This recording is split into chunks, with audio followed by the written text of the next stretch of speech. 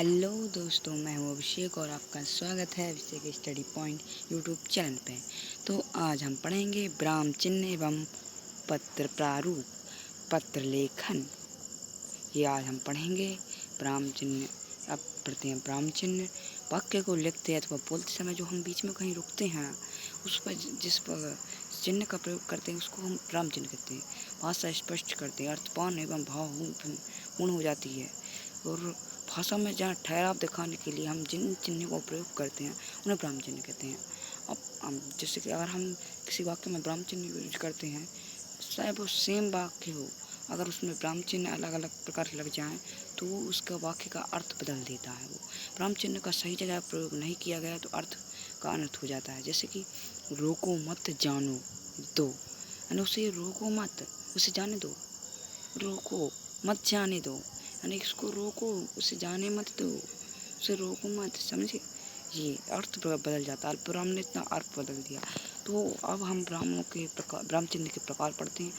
तो प्रश्नवाचक चिन्ह, तो प्रश्नवाचक चिन्ह का प्रश्न आदि पूछते हैं, उसके बाद हम प्रश्नवाचक चिन्ह का प्रयोग करते हैं। जैसे हमने कोई प्रश्न पूछा, उसके एंड में हम प्रश्नवाचक चिन्ह लगा देते हैं। उदाहरण के लिए, क्या तुम स्कूल स्कूल गए थे, सॉरी, तो यहाँ प्रश्नवाचक चिन्ह लगेगा। तो कई प्रकार के हो सकते हैं। तुम्हारा नाम क्या है, और जितने भी क्वेश्चन है उसके बाद ये लगता है। और फिर है विस्मयादिबोधक चिन्ह।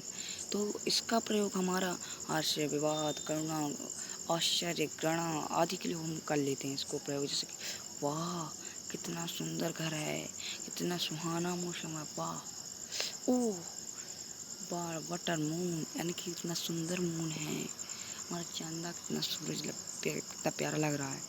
तो अब आता है जब तक विस्मयादिबोधक में आप लगा सकते हैं। अब अर्धविराम, अर्धविराम अल्प विराम से कुछ अधिक और पूर्ण विराम से कम ठहरते हैं। जैसे कि मतलब अल्प विराम से ज़्यादा और पूर्ण विराम से कम ठहरते हैं। जैसे सदा सत्य बोलो जिससे लोग तुम्हारा विश्वास करें।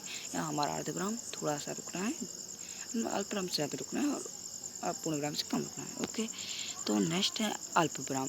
वाक्य में जहाँ रुकना हो या एक से अधिक वाक्य वस्तुओं के बारे में बताना हो, तो उसके लिए हम इसका प्रयोग करते हैं। जैसे हम एक साथ बहुत सारी वस्तुओं को लगातार बोल देंगे तो उनका अर्थ चेंज हो जाता है, इसलिए इसको लगाते हैं। जैसे मैंने भारत में पहाड़, नदियाँ, झरने, खेत, इमारत आदि देखे, इनके बीच में मैंने अल्प विराम का प्रयोग किया है।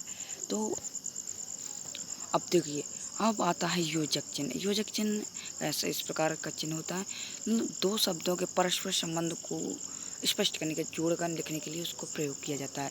जैसे राम सीता, राम रावण, ऐसे जैसे भाई राम सीता की मूर्ति है, तो हम राम और सीता को जोड़ने के लिए हम ये योजक चिन्ह का प्रयोग करते हैं। तो नेक्स्ट आता है हमारा अवतरण चिन्ह।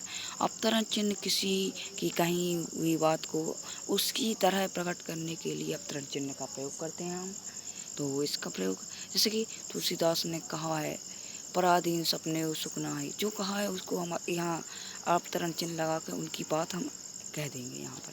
तो पूर्ण विराम, पूर्ण विराम आप जानते हैं, जब वाक्य समाप्त हो जाता है हम पूर्ण विराम लगाते हैं। तो हमें पूर्ण विराम का सही प्रयोग करना चाहिए। हम आजकल कहीं भी पूर्ण विराम प्रयोग कर लेते हैं, मतलब जहाँ वाक्य खत्म होता है वहाँ प्रयोग कर रहा है उसका। जैसे रहीम स्कूल जाता है, तो यहाँ पूर्ण विराम लगेगा, वाक्य हमारा खत्म हो चुका है। तो अब हम कार्यपत्रक में पढ़ेंगे निम्नलिखित चिन्हों को उनके नाम लिखकर वाक्य में प्रयोग करिए। तो आपको इसको घर पे भी, मतलब आपका होमवर्क भी यही समझ लीजिए आप। जैसे ये क्या है, ये प्रश्नवाचक चिन्ह है, इसको उदाहरण आप ये घर से, मतलब कि आज ये होमवर्क आप करके अपनी कॉपी में इसको कीजिए। ये और इसमें बताइए इनमें इन वाक्यों में कौन सा प्रयोग हुआ। क्या ये कुत्ता है, क्या कुत्ता आपका कुत्ता है, अरे तुम जा रहे हो, यहाँ सब आपको बताना है कि कौन सा प्रयोग आएगा। तो अब हम आते हैं हमारे पत्र लेखन में। तो पत्र लेखन अभिव्यक्ति के समस्त साधनों में आज पत्र सबसे प्रभावपूर्ण एवं महत्वपूर्ण साधन हो चुका है। तो आजकल हम वैसे ही पत्र का प्रयोग करते नहीं, हमें मैसेज करना होता है, व्हाट्सएप के ज़रिए कर लेते हैं हमारे से मैसेज। हाँ, पत्र की व्यवस्था तो विलुप्त सी होती जा रही है। तो हमारे पत्र दो प्रकार के होते हैं, औपचारिक और अनौपचारिक, है ना। तो औपचारिक पत्र में हम उनको लिखते हैं जिनके हम जानते नहीं हैं, जैसे हमारा कोई रिलेशनशिप नहीं होता है, मतलब कि हम किसी अधिकारी, जिलाधीश, प्रधानाचार्य, प्रिंसिपल सर आदि को हम लिखते हैं तो इसको औपचारिक पत्र कहते हैं।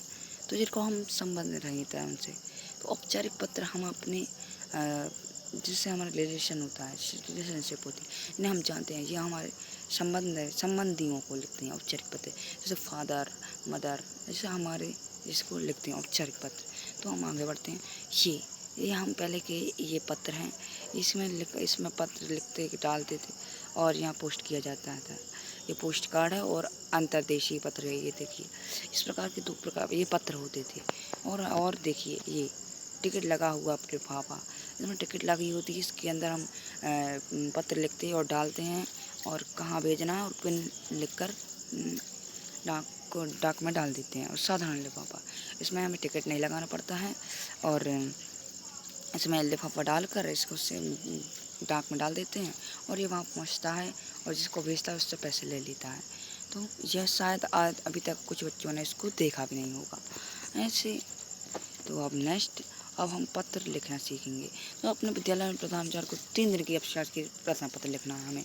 तो इसके लिए हमें ये हमारी ये लिखी हुई है। तो प्रति प्रधानाचार्य, प्राचार्य, शासकीय अपने स्कूल का नाम लिखा, फिर उसके बारे में प्रश्न लिखा, 3 दिन की छुट्टी के लिए प्रार्थना अवकाश हेतु प्रश्न पत्र है ना। तो फिर उसके बाद विषय लिखा, महोदय मुझे निवेदन कि मेरा स्वास्थ्य ठीक नहीं होने के कारण मैं विद्यालय नहीं आ सकता, मुझे 12/6/15/6/2020 तक का अवकाश देने की कृपा करें। धन्यवाद डालना है, दिनांक डालना है और ये सब। तो हमारे ये पत्र है। और ये कौन सा पत्र आप जानते हैं? औपचारिक पत्र। हमारे ये औपचारिक पत्र है। अब नीचे आप देखो हमारा औपचारिक पत्र। तो हम किसी अपने मित्र को जन्मदिन की बधाई दे रहे हैं ना, मित्र है, हम जानते हैं। पत्र भेजने का हमें जिसने पत्र भेजने वाला पता लिखना है, दिनांक डालना होता है, संबोधन करना पड़ता है, जैसे मित्र, पिताजी, अभिवादन करना पड़ता है, संदेश में जो बात हमें करनी है वो लिखना होता है। और पत्र भेजने के बाद कौन सा संबंध है और उसके बाद पत्र प्राप्त करने वाले का नाम लिखना है, जिसको पत्र प्राप्त किया उसका नाम लिख देते हैं। और ये हमारा अनौपचारिक पत्र का एक हमने ये बताया है। तो आप इसको स्क्रीनशॉट ले सकते हैं। तो हमने दोस्त को जन्मदिन की बधाई दी है। तो थैंक यू दोस्तों, आपका बहुत शुक्रिया। ये आपका गृह कार्य है, इसको होमवर्क को आप ज़रूर कीजिए। और आप चैनल में नए हो तो इस चैनल को सब्सक्राइब कीजिए और वीडियो को लाइक करना मत भूलिएगा। थैंक यू दोस्तों।